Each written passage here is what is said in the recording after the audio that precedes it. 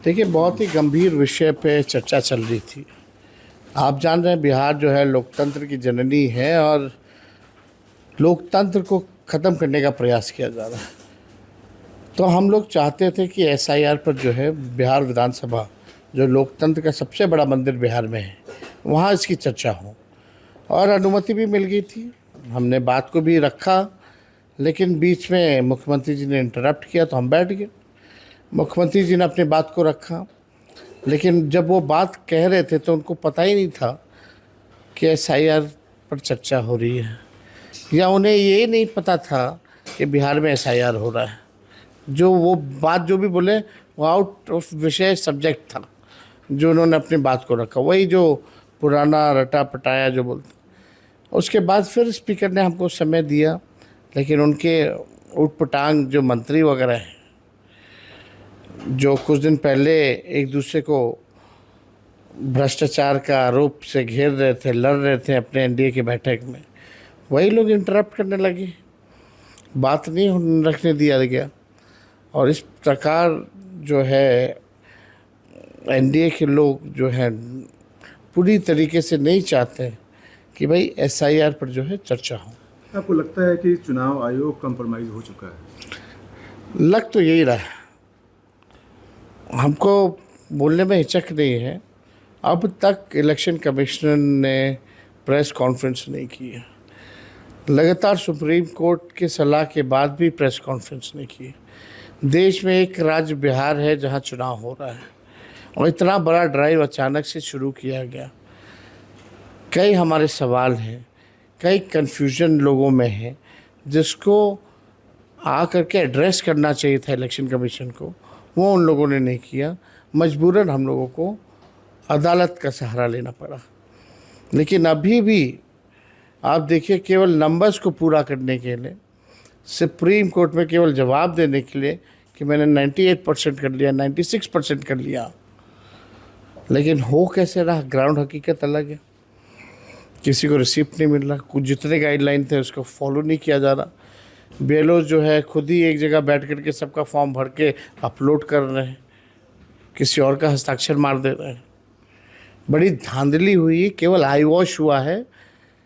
और मैं ये कह सकता हूँ कि इलेक्शन कमीशन जो है बीजेपी के इशारे पे काम कर रही है। पहले वोटर्स जो होते थे वो सरकार चुनती थी, अब सरकार वोटर चुन रही है। ये अंतर जो है हो गया, यानी लोकतंत्र को, संविधान को ये लोग ख़त्म करना चाहते हैं। राजशाही जो है ये वापस लाना चाहते हैं। हल्के हम लोग ये होने नहीं देंगे, हर प्लेटफॉर्म पे हम लोग लड़ेंगे और इलेक्शन कमीशन को कभी ना कभी, आज नहीं तो कल, उसको जवाब देना पड़ेगा। ऐसे में सवाल उठता है कि क्या आप लोग बिहार विधानसभा चुनाव का बैकआउट भी कर सकते हैं या करेंगे? लोगों से बात करेंगे। जब आप जो है चुनाव ईमानदारी से कराइएगा ही नहीं, जो बीजेपी वोटर लिस्ट देगी आप उसी वोटर लिस्ट पे आप चुनाव कराइएगा, तो चुनाव का क्या मतलब है? इलेक्शन कमीशन को बोल दे एक्सटेंशन दे दे सरकार को। जब खोल के ही नंगापन आ गया इन लोगों में, बेईमानी कर रहे हैं, तो एक्सटेंशन दे दे। चुनाव क्यों करा रहे हो भाई? बनाए रखो अपने आकाओं को। तो लोकतंत्र ही नहीं है।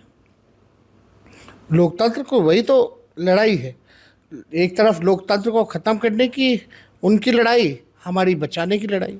पक्ष एक तरीके से इस पर भी आपस में बातचीत कर सकता है कि चुनाव का आप लोग बैकआउट कर दें कि भाई अपने खुद से लड़ो और जो करना है। नहीं, हो सकता है, इस बात पे भी चर्चा हो सकती है। वो हम लोग देखेंगे कि जनता क्या चाहती है और सब लोगों का क्या राय है। अगर ऐसा करना पड़े, जब आप बेईमानी से सब कुछ आप तैयार कर रखे कि उसको इतना सीट देना, उसको इतना सीट देना है, तो चुनाव ही मत कराओ। तो इस पर देखा जाएगा क्या करना। आज राहुल गांधी ने संसद में भी कहा कि वोटों की किस तरह से चोरी हुई है, वो महाराष्ट्र हो या फिर कर्नाटक का एक लोकसभा हो, हम लोग एक्सपोज करेंगे। तो वो चोरी का आरोप सीधा सीधा लगा रहे हैं। एकदम एकदम एक बीजेपी के एड्रेस, वर्कर के एड्रेस पे 70 लोगों का फर्जी वोट बना। सब कुछ तो है, सबूत है, एविडेंस है, और भी पर्दाफाश किया जाएगा। आपने देखा होगा चंडीगढ़ में कैसे बेईमानी हुई थी वोटों पर, अधिकारी कैसे जो है कट मार्क कर रहे थे, तो सुप्रीम कोर्ट ने संज्ञान में लिया तो फटकार लगी। तो ऐसी ही है बीजेपी, यही कराती है, इलेक्शन कमीशन का यही हाल है। ठीक है, 4 दिन की चांदनी है, उसके बाद जो है उन लोगों को पता चलेगा, जब जनता जागेगी तो इनको जवाब देगी। बिहार में जो 5 दिन का मानसून सत्र हुआ है, क्या आप लोग बिना चर्चा के सदन नहीं चलने देंगे, ये तय हो गया? हम जनप्रतिनिधि हैं, चाहे मुख्यमंत्री हो, प्रधानमंत्री हो, मंत्री हो, एमएलए हो, एमपी हो, हमको जनता वोट देती है, वोटर वोट देते हैं। जब वोटरों का ही नाम कट जाएगा तो हमारा क्या काम है फिर? हम उसकी नहीं रक्षा कर पाएंगे। जो मेरा वोटर है, जो हमको वोट दे करके सदन भेजता है, उसके वोट को बचाने में हम असक्षम रहेंगे तो हमारा क्या फ़ायदा है? और उस लोकतंत्र के मंदिर में अगर चर्चा नहीं होगी, जिससे स्पीकर बनते हैं, मंत्री बनते हैं, सब कुछ बनते हैं, चाहे पक्ष बनते हैं या विपक्ष बनते हैं, आखिर वही वोटर बनाता है, तो सदन का क्या मतलब रह जाएगा फिर? तो हमको तो चर्चा, सबसे काम छोड़ करके चर्चा इस पर करनी चाहिए। और केवल वोट का अधिकार ही नहीं छीना जा रहा, अस्तित्व ही खत्म कर दिया जाएगा। संविधान कहता है कि 18 साल के होने पर आप वोटर बन सकते हैं, लेकिन अगर जिनका नाम वोटर लिस्ट से कट जाएगा, यानी समझो कि वो नागरिक ही नहीं है। यानी अगर नागरिक है तो उसको वोट देने से क्यों नहीं रोक रहे हो? मतलब अगर नागरिक है तो वोट देने दो, अगर नहीं है तो यानी वोट नहीं देने दे रहे, तो आप समझ रहे कि वो इस देश का नागरिक नहीं। फिर उसको पेंशन नहीं मिलेगा, राशन नहीं मिलेगा, उसको सरकारी स्कीमों का लाभ नहीं मिलेगा, क्या पता उसकी संपत्ति भी ले लेंगे, कब्जा लेंगे। फिर जब वोटर ही नहीं रहा तो उसके तो अस्तित्व को ही ख़त्म कर दिया ना आपने, अधिकार तो छीना ही, अस्तित्व भी मिटा दिया।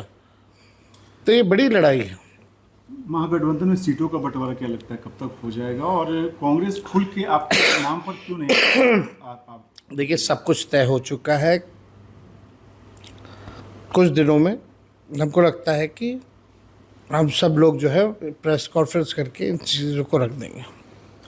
विपक्ष का जो सत्ता पक्ष है, बार बार एक ही चीज़, जब भी उनसे सवाल करो तो एक ही, आपका जो 20 साल का जो रहा है या फिर लालू जी का जो शासन रहा है, उसमें उनके अलावा कोई उपलब्धि नहीं है तो यही किसी और कोई ब्लेम करेंगे। अपनी कोई उपलब्धि होती तो अपनी उपलब्धि के बारे में बात करते हैं।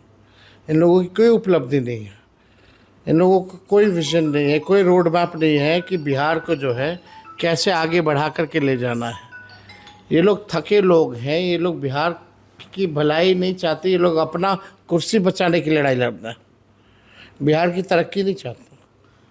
एक आखिरी सवाल है कि जेडीयू में एक बहुत मांग उठ रही है कि निशांत को पॉलिटिक्स में आना चाहिए, तभी पार्टी बच पाएगी। उनकी पार्टी के अपने विधायक लोग इसकी मांग कर रहे हैं, तो क्या लगता है कोई, हमको लगता है अगर आए तो अच्छी बात है, लेकिन ये निर्णय लेना तो उनको निर्णय लेना है, उनके पिता को निर्णय लेना है। अब वो आना चाह रहे हैं, नीतीश जी भी लाना चाह रहे हैं कि उनको कोई रोक रहा है, क्या बात है? ये बात तो वही लोग बता पाएंगे, हम लोग तो नहीं बता पाएंगे। लेकिन एक बात तो तय है कि नीतीश जी का ये आखिरी चुनाव है, इसके बाद वो मुख्यमंत्री नहीं बनने जा रहे और जदयू पार्टी खत्म होने जा रही है। अब जदयू को कौन बचाएगा, बेहतर जवाब वही लोग देंगे।